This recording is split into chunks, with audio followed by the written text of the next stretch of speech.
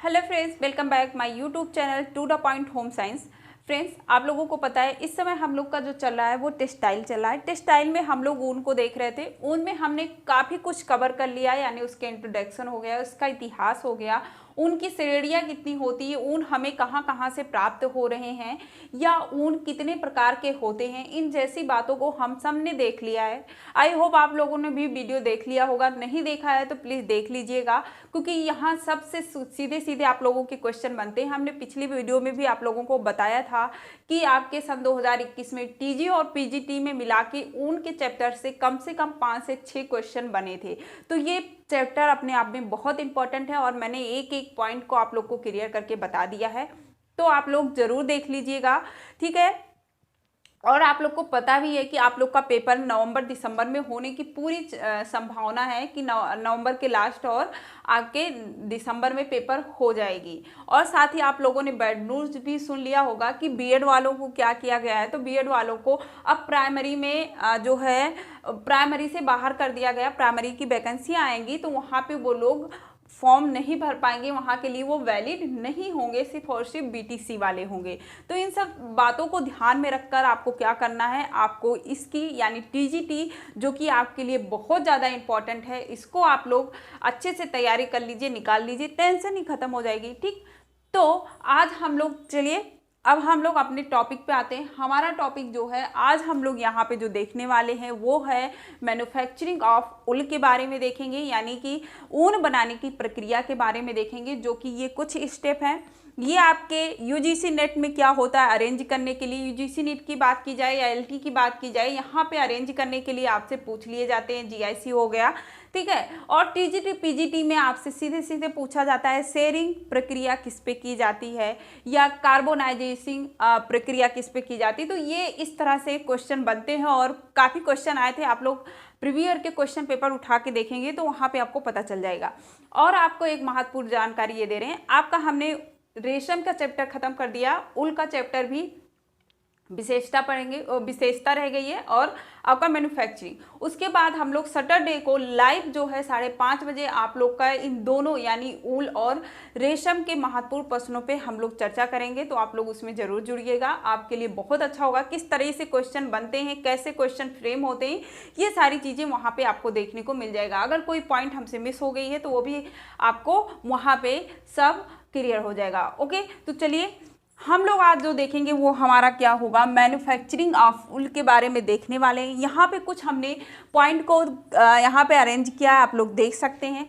सबसे पहली जो हमारी होती है, सबसे पहली प्रोसेस होती है और सिर्फ ये ऊन पर ही की जाती है, यानी ऊन प्रक्रिया में होती है, वो क्या होती है, शेयरिंग की।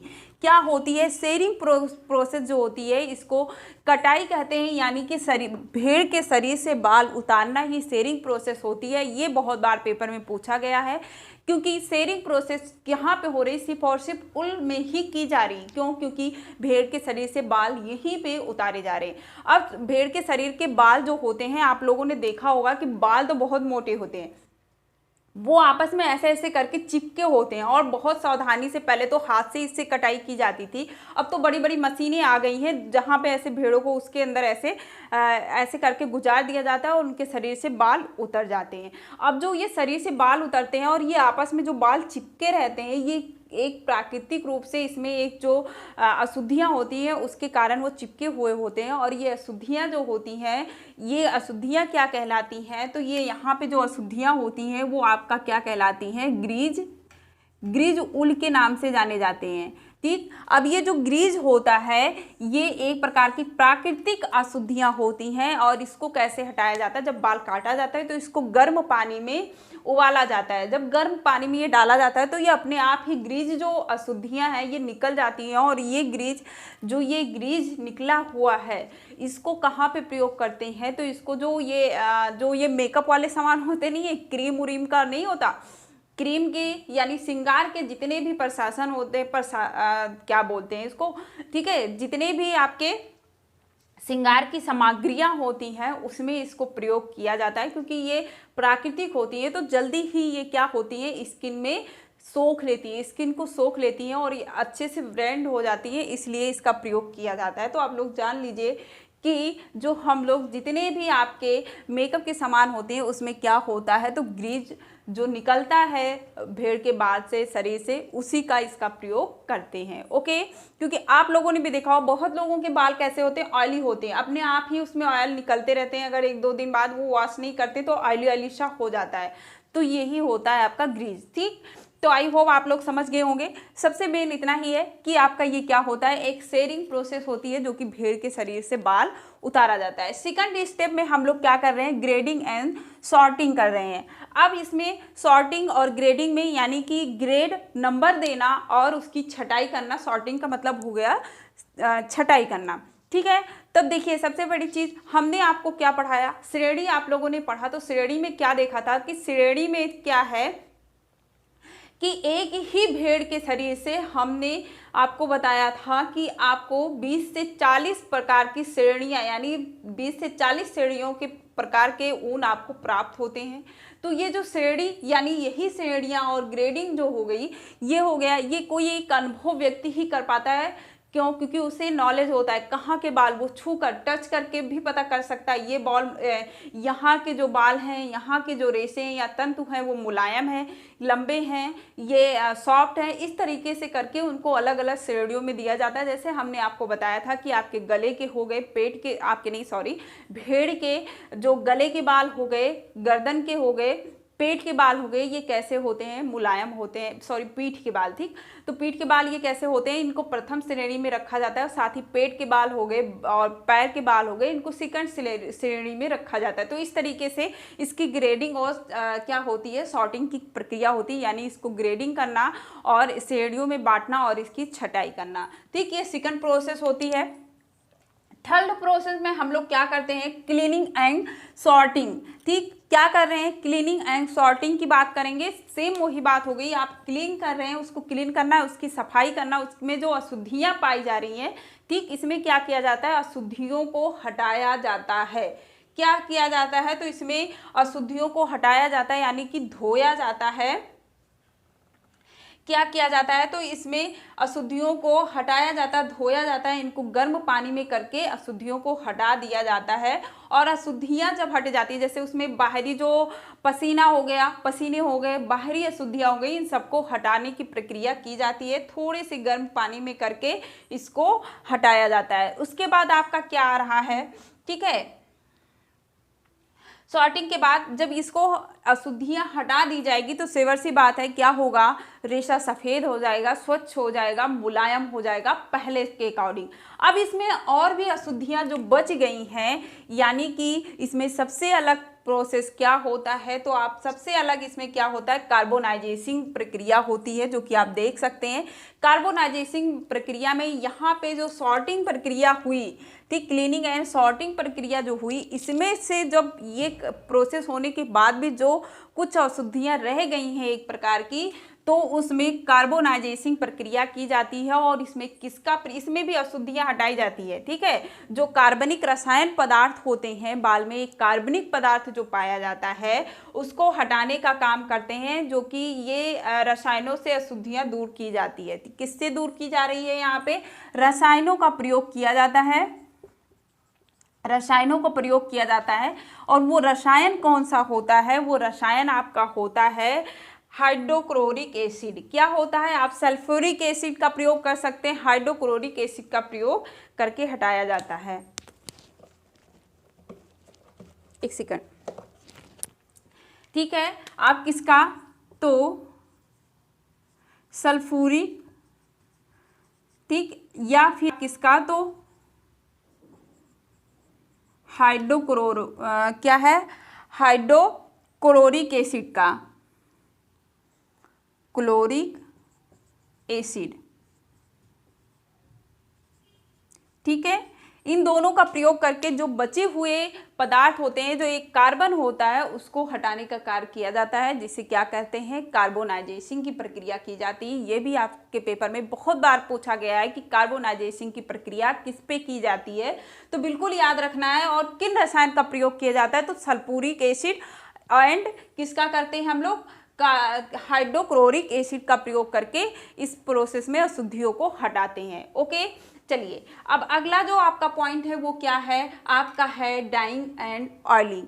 ठीक, अब देखिए ड्राई करना, ड्राइंग एंड ऑयलिंग करना। अब यहाँ पे तो हमने क्या किया, आपने देखा कि सॉर्टिंग में या कार्बोनाइजेशन में हम क्या कर रहे हैं, इसको लिक्विड में डालें यानी गर्म पानी में डालकर इसकी अशुद्धियों को हम लोग हटा रहे हैं, तब ये गीला हो जा रहा है। अब बाल जब गीला हो गया तो इसको सुखाया जाएगा, इसी को ड्राइंग एंड ऑयलिंग का बात किया जाता है। जब ये सुखाया जा रहा है, ठीक, इतना भी ज़्यादा नहीं सुखा दिया जाता है, इसमें थोड़ी सी नमी छोड़ दी जाती है। और सूखने के बाद देखिए जब आप लोग भी शैम्पू करते हैं, शैम्पू करने के बाद जब बाल सूखते हैं तो थोड़ा से ड्राई हो जाती है, बिखरे बिखरे से हो जाते हैं, ठीक है। तो उस चीज़ को कम करने के लिए ऑयलिंग की जाती है। ऑयलिंग में हम लोग किसका प्रयोग करते हैं, तो ऑयलिंग में जो प्रयोग किया जाता है वो जैतून के तेल का, जैतून के तेल का प्रयोग करते हैं ऑयलिंग का, यानी इसको थोड़ा सा सॉफ्टिंग प्रक्रिया में लाने, इसको सॉफ्ट करने के लिए हम जैतून का प्रयोग करके इसको सॉफ्ट करते हैं। थोड़ा से जो ऑयलिंग इस पर जो हेयर होते हैं यानी जो रेशे होते हैं उस पर जैतून के तेल के छिड़काव करते हैं, और जिससे वो क्या हो जाता है, फिर से थोड़ा सॉफ्ट और मुलायम हो जाते हैं, जिससे अगली प्रोसेस करने में उसको जो है क्या आसानी हो जाती है। नहीं तो ऐसे बिखरे बिखरे से फूले फूले से हो जाते हैं, तब उस पर अगली प्रोसेस करने में थोड़ी सी दिक्कत होती है, इसलिए इस पर ऑयलिंग प्रोसेस की जाती है। ओके, आई होप आप लोग समझ गए होंगे। देन आपका आता है कार्डिंग। कार्डिंग आप लोगों को पता है कि कार्डिंग में हम लोग क्या कर रहे हैं, तो कार्डिंग में धुनाई की प्रक्रिया की जाती है। अब देखिए हमने ऊनी वस्त्र आप लोगों को पढ़ाया था, तो हमने आपको बताया था ऊनी वस्त्र दो प्रकार के होते हैं। एक आपका क्या होता है, वस्टेड होते हैं, वस्टेड वस्त्र होता है, दूसरा ऊनी होता है। तो अब इस चीज़ को यहाँ पे जब कार्डिंग प्रोसेस होती है तो इस बात को ध्यान में रखकर कार्डिंग की जाती है कि आप ऊनी वस्त्र बनाएंगे या आप वस्टेड वस्त्र बनाएंगे। जब वस्टेड वस्त्र बनाना होता है तो उस पर अधिक जो है कार्डिंग की प्रोसेस की जाती है, जिससे वो अधिक ऐठा हुआ और सीधा रेशा बनता है। ओके, हमने आपको बताया था, आई होप आप लोग को याद होगा। ऊनी वस्त्र में इसके थोड़ा कम इसकी धुनाई की जाती है। ओके, ठीक है, इस बात को ध्यान में ही रख के इसको किया जाता है। और इसको करने के लिए क्या किया जाता है, इसको ऊनी वस्त्र को सुलझाया, यानी जो ऊनी रेशे होते हैं उनको सुलझाने का प्रोसेस होता है। ये सुलझाने की प्रोसेस किससे की जा रही है, बड़े बड़े से रोलर लगे हुए होते हैं, उसमें दांते लगे हुए होते हैं। तो इस तरीके से ये ऐसे ऐसे फंसते हुए ये क्या करता है, ये जैसे मान लीजिए ये इस तरह से है तो ये ऐसे फंसेगा। 1 सेकंड में आप लोगों को बताने की कोशिश करती हूँ। मान लीजिए इस तरीके से ये आपके कार्डिंग प्रोसेस, मान लीजिए ये एक रोलर होता है, इसमें ये दांते लगे हैं, ये दांते लगे हैं, तो ये जब इसी के बीच से ये गुजरते हैं तो इसमें ऐसे ऐसे फंसते हैं। ठीक, ये ऐसे ऐसे करते हैं तो ये सुलझ जाते हैं। और ये सुलझने की जो प्रक्रिया होती है इसमें ये सुलझ भी जाते हैं, साथ ही इसमें जो अशुद्धियाँ, कुछ धूल के कण हो गए, कुछ अन्य अशुद्धियाँ हो गई, वो झड़ भी जाते हैं। यानी कि जब ऐसे ऐसे ये खिंचा रहा है, मैं शॉर्ट वीडियो आप लोगों का डाल दूंगी कि कार्डिंग प्रोसेस कैसे किया जाता है, आप लोग वहाँ से देख लीजिएगा, आपको आई होप क्लियर हो जाएगा। ठीक है, तो इस तरीके से ऐसे इससे ये नोचाता रहता है और खिंचाता है, तो जिससे क्या होते हैं, जो उसमें अशुद्धियाँ होती हैं वो भी झड़ जाती हैं, प्लस ये सुलझ जाते हैं आपस में। क्या करते हैं ये सुलझ जाते हैं। तो धुनाई प्रक्रिया में आप लोगों ने और धुनाई में आप लोगों ने भी देखा होगा कि आपने रुई का देखा होगा कि कहीं कहीं पे ठंडी के दिनों में ऐसे डंडा लेके ऐसे ऐसे करते हैं तो उसमें दांते लगे रहते हैं, ऐसे ऐसे खिंचते हैं। ठीक, तो वो एक अलग, वो तो हाथ से करने वाली छोटी प्रोसेस पे होता है, लेकिन यहाँ पे बड़े होते हैं जिसमें रोलर से इसको बीच से गुजारा जाता है, उसमें दांते लगे होते हैं और ये ऐसे ऐसे करके निकलते हैं, जिससे ये सुलझ भी जाते हैं, इसमें से अशुद्धियाँ भी निकल जाती है। आई होप आप लोग समझ गए होंगे, इससे ईजी कैसे ही समझाया जा सकता है। ठीक है, देन आपका क्या आ रहा है, देन आपका आएगा कॉम्बिंग। कॉम्बिंग में भी पता है कि आप लोग को कॉम्बिंग का मतलब क्या होता है, कंघी करना होता है। क्या होता है, तो आपको पता है कि कॉम्बिंग का मतलब होता है कंघी करना। कंघी करना देखिए यहाँ पे कार्डिंग प्रक्रिया हुई, ये सुलझा, कुछ सुलझ गया, लेकिन अभी इसमें और भी जो मतलब आपस में जो फंसे हुए हैं उनको और अच्छे से सही करने के लिए यहाँ पे क्या की जा रही है, कंघी की जा रही है, यानी कॉम्बिंग प्रोसेस की जा रही है। कॉम्बिंग प्रोसेस में क्या होता है, छोटे बड़े रेशे जो होते हैं, छोटे जो रेशे होते हैं वो अलग हो जाते हैं और जो बड़े रेशे होते हैं वो अलग हो जाते हैं। ठीक है, तो छोटे रेशे से आप लोगों को पता है क्या, लम्बा बन जाता है, आपका फेल्ट बन जाता है छोटे रेशों से, और बड़े रेशे जो होते हैं उसको आपके वस्टेड और ऊनी वस्त्र का प्रयोग कर लिया जाता है। ठीक है, देन आपका क्या आ जाता है, ड्रॉविंग हो जाता है। ड्रॉविंग में आप लोगों को पता है इसका होता है क्या, तो इसमें ड्रॉविंग में हम लोग क्या करते हैं, आप लोग को पता है, कॉम्बिंग हो गया, ड्रॉविंग हो गया। ड्रॉविंग में खिंचाव किया जाता है, क्या होता है, खींचना होता है। ठीक है, क्या होता है, तो ड्रॉविंग में खींचना होता है, धागों को खींचना। इस प्रक्रिया में क्या करते हैं, जो वस्टेड बनाने वाले जो रेशे होते हैं, खास करके वस्टेड वस्त्र बनाने के लिए जो है, जब हमें वस्टेड वस्त्र बनाना होता है तभी इसका हम लोग प्रयोग करते हैं। ठीक है, तभी इस पे प्रयोग करते हैं। इसके कई पोनियों को आपस में मिलाकर क्या किया जाता है, सघन किया जाता है, फिर इसमें खिंचाव करके एक अलग पोनी बना ली जाती है। आप लोगों को हमने शॉर्ट वीडियो डाला भी था, आई होप आप लोगों ने देखा होगा, वहाँ पे आप लोगों को देखने को मिल जाएगा। ठीक है, तो ड्राइविंग में आप लोग क्या देखें कि यहाँ पे खिंचाव किया जा रहा है, खास करके जब हमें वस्टेड वस्त्र बनाना होता है तभी हम क्या करते हैं, ड्राइविंग का प्रयोग करते हैं, यानी खिंचाव का प्रयोग करते हैं। इसमें पोनियाँ बनाते हैं खींचकर, यानी ताकि एक लंबा रेशा हमें प्राप्त हो सके। देन आपका क्या आता है, रोम्बिंग आता है। रोम्बिंग में हम लोग क्या करते हैं, तो रोम्बिंग में आप लोगों को पता है इसमें हम लोग घुमाना होता है। घुमाने का मतलब ही हो गया ऐंठना। इस प्रक्रिया से तैयार की गई जो पोनियाँ, अभी हमने यहाँ पे क्या किया, ड्रॉविंग किया। ड्रॉविंग में हमने छोटी छोटी पोनियाँ बनाई। ठीक है, इन पोनियों को फिर से क्या करना है, हल्की बटाई की जाती है, यानी उस पर घुमाव दिया जाता है, वही आपकी रोम्बिंग प्रोसेस होती है। इन पोनियों में हल्का ऐंठन प्रदान करना ही होता है। देन आपकी क्या आ जाती है, स्पिनिंग आ जाती है, यानी कि अब आपका क्या प्रोसेस आ गया, स्पिनिंग, यानी कताई की प्रोसेस आ गई। और कताई के प्रोसेस में हम लोगों को पता है कि पोनियों को बटाई की जाती है। क्या की जा रही है, तो कटाई में हम लोग पोनियों की जो पोनियाँ हमने बनाई है उसमें क्या कर रहे हैं, उसकी बटाई कर रहे हैं। ओके, बटाई यानी उसमें ऐंठन देना, खींचकर धागा बनाकर, खींचे धागे को कटाई द्वारा पूर्ण धागा बनाया जाता है। ओके, पूर्ण रूप से यहाँ से आपके स्पिनिंग में पूर्ण रूप से आपको क्या मिला, एक ऊन धागा मिल जाता है। जैसे कि आप लोगों ने देखा होगा ऊन के धागों को कि एक ऐसे ऐंठे हुए जो ऊन होते हैं वो आपको मिल जाते हैं। अब यहाँ पे आपका होता है, आप धागा कैसा बनाना चाह रहे हैं, उसको किस फ्रेम में लगा रहे हैं, आप मोटा बनाना चाह रहे हैं, पतला धागा बनेगा या फुज्जीदार बनेगा, कैसी संरचना देनी है उनको, ये यहीं पे निर्धारित कर ली जाती है। ओके, उसके बाद आपका क्या आता है, स्पिनिंग के बाद आपकी यहाँ पे आ जाता है क्या, स्पिनिंग के बाद आपकी वीविंग प्रोसेस होती है, यानी इसकी बुनाई की जाती है। क्या की जाती है, तो इसकी बुनाई की जाती है। बुनाई आपकी वो निटिंग भी हो सकती है और आपकी क्या हो सकती है, बुनाई भी, वीविंग भी हो सकती है। ठीक है, तो मतलब मशीन से भी बुना जा सकता है और हाथ से जो नितिन वाली होती हाथ की बुनाई भी हो सकती है। और उसके बाद इसमें देखिए एक प्रोसेस और होता है जो कि फीलिंग की होती है। जब वस्त्र बुना जाता है तो उसमें कुछ गैपिंग रह जाती है।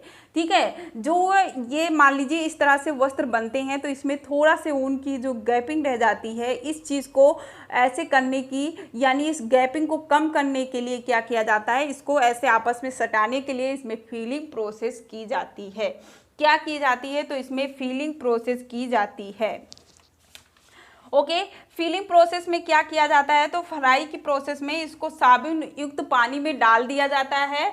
पानी में डालकर इसको थोड़ा से दबाकर घुमाया जाता है, जिससे इसकी जो आपसी दूरी होती है ये कुछ कम हो जाती है। ठीक है, इस बात को याद रखिएगा। साबुन के पानी में इसको क्या किया जाता है, इसको डुबाया जाता है, डुबा के थोड़ा से इसको प्रेस किया जाता है, तो इसकी आपसी दूरी जो मैंने ये बताया, इस तरह से उनके कपड़े आप लोगों ने देखा होगा थोड़ी दूरी रहती, तो उसको आपस में सटने के लिए इसको इस प्रोसेस प्रोसेस की जाती है, जो कि फीलिंग या भराई के प्रोसेस के नाम से जानी जाती है। किसकी? भराई या फीलिंग के नाम से जानी जाती है। देन आपका क्या आ जाता है? Bleaching and drawing. अब ब्लीचिंग यानी आपका एक सफ़ेद कपड़ा है, वो इतनी प्रक्रिया होती हुए आई है तो क्या होता है, थोड़ा मटमैला हो जाता है।